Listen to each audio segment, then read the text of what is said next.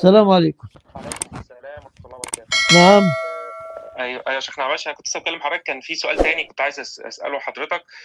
دلوقتي أنا أمّا باجي أعمل مقابلات مع الشركة وكده، مع أي شركة باعمل معاها مقابلة شخصية للشغل، بيسألني مرتبك اللي فات كام أو آخر مرتب كام، فأنا مرتبي كان قليل شوية اللي فات، فلمّا باقوله ساعات الشركة تقوم منزّلة من ال ب ب بينزّل في السعر الراتب بتاعي الحالي أو حاجة، فهل يجوز إن أنا أستخدم التورية في إن أنا مثلًا كان جالي عرض قبل كده، او ان يعني يسالني مثلا مرتبك كام، فاقوم قايل مثلا 10 بدل ما اقول 10 اقول مثلا 16، وده في نيتي ان ده تقديري او ده كان جالي فعلا عرض وظيفي فعلا ب 16، فاقوم قايل ايه 16، ويكون في نيتي ان ده العرض الاخير اللي جالي مش المرتب اللي انا كنت بقبضه، بحيث ان انا ما اجي اطلب يبقى الفرق مش كبير قوي، فما يجيش يعني ايه يحطه فينزل لي من المرتب بتاعي. هل يجوز يا يعني هل شيخنا؟ تنتظر من واحد يقولون عنه شيخ يقول لك اكذب وغش حتى يزداد راتبك؟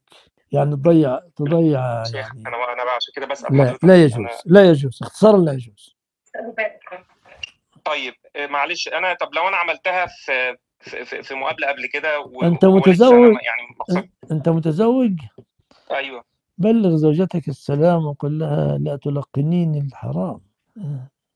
سمعت كلامي؟ لأن أسمعها تمام. تلقنك. السلام عليكم. لا دي والدتي، والله دي أمك، والدتي. يعني أمك، خلاص كل أمك. يا أم اتق الله، ما تعلمنيش يا أم الكذب والسرقة. يا أم، يا أم حرام لا ابدا عليك. والله، ده خلاص اسكت.